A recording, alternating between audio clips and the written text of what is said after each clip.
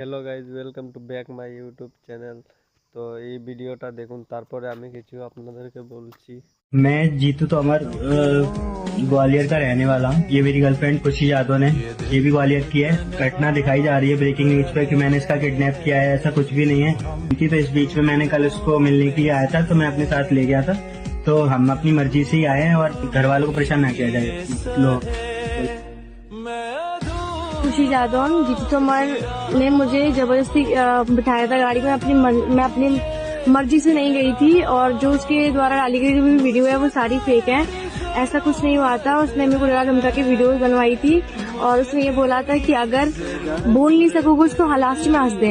তো আমি আপনাদেরকে ওটাই বলবো যে আপনারা কখনো পালিয়ে বিয়ে করবেন না, কারণ মেয়ের যদি একবার ও বলে দেয় যে আমাকে ইচ্ছায় আমি যাইনি, আমাকে ও জুড়ে নিয়ে গেছে, তাহলে তোমাদের কাম এখানেই শেষ।